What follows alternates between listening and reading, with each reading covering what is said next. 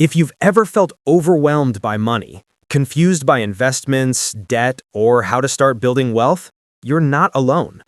Most of us were never taught how to manage money in school, and yet money shapes nearly every part of our lives. Here's the truth. You don't need to be rich, have a finance degree, or even love numbers to manage your money like the top 1%. What you need is a simple roadmap, one that helps you understand where you are, where you want to go, and how to bridge the gap in between. Let's break financial literacy down into one simple, powerful guide, a step-by-step plan you can finish in less than an hour. 1. Know where you stand, your financial now. You can't improve what you don't measure. That's the golden rule of money management. Before setting goals or making budgets, you need to know exactly where you stand. This means getting brutally honest with yourself. How much do you earn after taxes? How much do you spend each month? What you own, your assets, what you owe, your debts. Your first task is to calculate your net worth. Net worth equals assets minus liabilities. Assets are anything that holds value, savings, investments in real estate. Liabilities are what you owe, credit cards, car loans, student loans, or mortgages. No matter your number, positive or negative, what matters is that it starts improving from today. Wealth isn't about income. It's about the direction your net worth is moving. Next, track your annual income and expenses. Doing this yearly instead of monthly gives a realistic picture that includes one-off costs like holidays or repairs. If your income minus expenses is negative, you're living in deficit. You're getting poorer. If it's positive, congratulations, that's your surplus, the money you can now assign to saving and investing. And remember, saving and investing count as expenses, because paying yourself first is the smartest bill you'll ever pay. 2. Understand your money personality. Money management isn't just math, it's psychology. How you feel about money determines how you handle it. Some people are natural spenders, they value experiences, generosity, and instant gratification. Others are planners, minimalists, or realists who crave safety and control. Knowing your money personality helps you build a strategy that actually sticks. If you fight your nature, you'll quit. If you align your plan with your instincts, you'll thrive. Take a money personality quiz online or simply reflect. Do you save out of fear or spend out of excitement? Do you prefer security or opportunity? The more you understand this, the easier it becomes to make habits that last. 3. Build a plan to crush debt. Not all debt is evil, but not all debt is good either. There are productive debts like student loans or a home mortgage that can increase your earning potential or grow in value, and there are destructive debts like high-interest credit cards or payday loans that silently bleed your wealth. Step 1 is list every debt you owe, total balance, interest rate, and minimum payment. Step 2, choose your payoff method. Debt avalanche, pay off debt starting with the highest interest rate first. This saves the most money in the long run. Debt snowball, pay off debt starting with the smallest balance first. This gives you emotional wins and keeps motivation high. Both work. The best one is the one you'll actually follow. If you're struggling with motivation, pick snowball. If you're analytical, go avalanche. And if you're stuck under credit card debt, look into balance transfer cards that offers 0% interest for limited periods. It doesn't erase the debt, but it buys you breathing room. Just make sure to clear the balance before the promo ends. 4. Set financial goals that matter. You can't hit a target you can't see.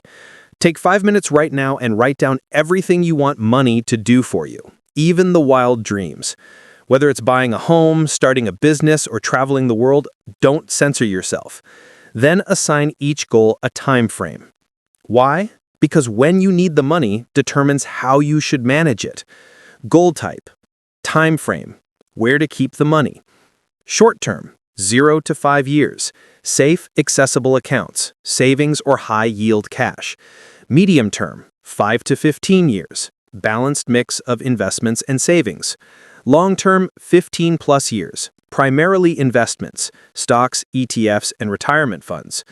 The longer your money stays invested, the more time compound growth can work its magic. For example, if you invested $100,000 for 20 years at just 8%, it would become roughly $466,000 without lifting a finger. Time is the single most powerful wealth multiplier you have. Use it. 5. Design a 12-month financial roadmap. Now let's make your plan real. Think of your financial year as a road trip. Your destination is your goal. Your budget is the route that gets you there. Start by forecasting your next 12 months of income and spending. Then divide your money into 3 categories using the 50-30-20 rule. 50% needs, rent, food, transportation. 30% wants, dining, entertainment, travel. 20% future you, savings, investments, extra debt payments. It's not a rigid rule. It's a guide. Your situation might look like 60, 25, 15, and that's fine. The goal is to consciously allocate your money instead of wondering where it vanished. Then add monthly check-ins. Track your spending, ask 3 questions. Do I need this? Can I get it for less? Can I live with less of it? Small changes here compound just like investments. Renegotiate bills, switch service providers, cut unused subscriptions. These little wins can save thousands over a year. 6. Where to keep your money.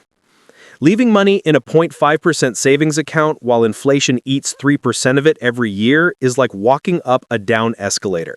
Banks don't just hold your money, they use it. They lend it out at 6%, pay you 1%, and pocket the difference, called the net interest margin. Your job is to minimize that gap. Compare rates across banks and consider online banks or high-yield savings platforms, which often offer 3 to 4 times higher returns. If you're locking money for a specific period, look at notice accounts, need advance notice before withdrawals, certificates of deposit in the U.S., money market funds for a balance of safety and return. Keep your emergency fund 3 to 6 months of expenses easily accessible, not invested in volatile assets. But once that's set, move your surplus to accounts that make your money work harder. 7. When to start investing. Here's the golden sequence. Save 1 month of expenses. That's your sleep well at night fund. Pay off high-interest debt, anything above 8%. Why? Because no investment reliably beats a 20% credit card rate. Build your emergency fund. 3 to 6 months of living costs. Start investing. You don't have to finish one step entirely before starting the next. Once you're stable, you can build and invest simultaneously. Maybe 70% toward your emergency fund, 30% into your investments. Progress on multiple fronts is more motivating than waiting years to start. 8. Turning goals into numbers. Your goal is to buy a home in 10 years with a $50,000 down payment. If you invest $300 a month at a 7% return, you'll reach roughly that target. If you can only invest $200 a month, you'd need an extra $7,500 up front or a longer time horizon. If you can only do $100 a month, your initial investment or timeline must adjust accordingly. Once you know your goal amount, target date, and expected return, you can calculate exactly how much to invest. This transforms vague dreams into measurable, trackable plans. And don't forget to consider tax efficiency.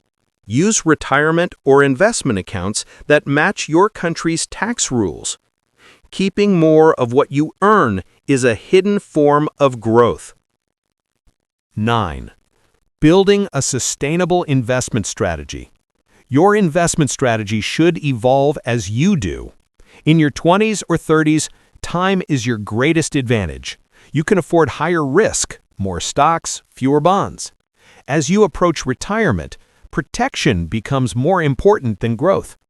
A simple starting rule: percentage in bonds equals your age rounded to nearest 5 minus 10. The rest goes into equities. So at age 30, 20% bonds, 80% stocks. At age 60, 50% bonds, 50% stocks. But numbers aren't everything. Your risk tolerance matters too. If a 20% market drop makes you panic, you may need a more conservative mix. Also, avoid concentration risk, being too invested in one company, especially your employer. Diversify across industries and regions through ETFs or index funds. Investing isn't about getting rich fast, it's about not staying poor slowly. 10. The hidden wealth killer, car buying.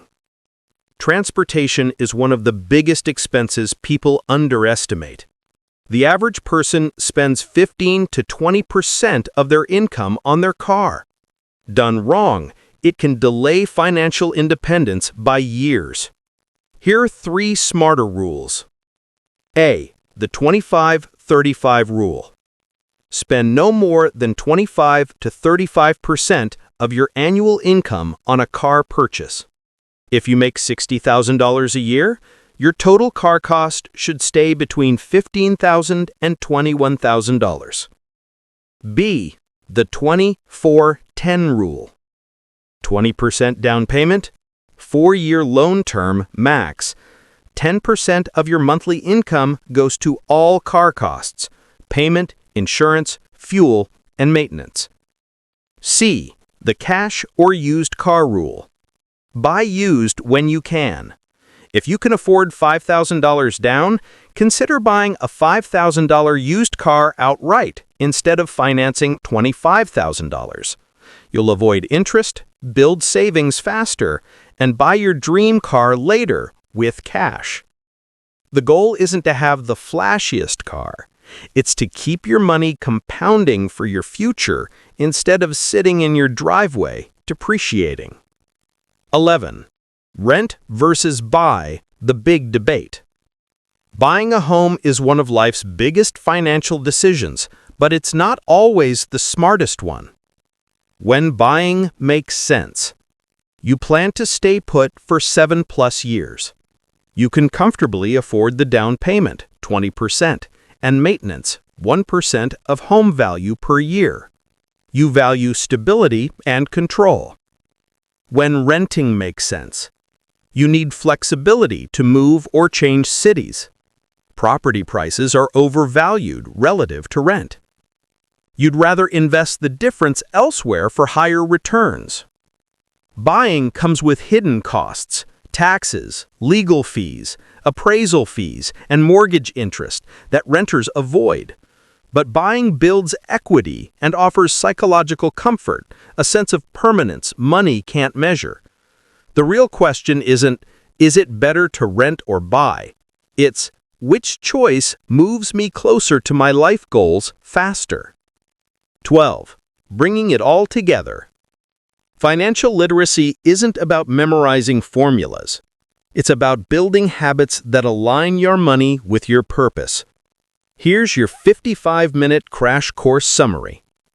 Know your numbers, income, spending, net worth. Understand your money mindset. Attack bad debt with a plan. Set time-bound goals. Create a 12-month budget roadmap. Maximize your savings rates. Start investing early and consistently. Match your risk to your life stage. Avoid lifestyle traps like car debt. Decide on renting or buying based on your goals, not pressure. You don't need a financial advisor charging thousands. You just need clarity, consistency, and time. Wealth isn't built by luck or secret stock picks. It's built by ordinary people who master the psychology of money and take small, smart steps consistently. Because at the end of the day, financial freedom isn't about having more money. It's about having more choices.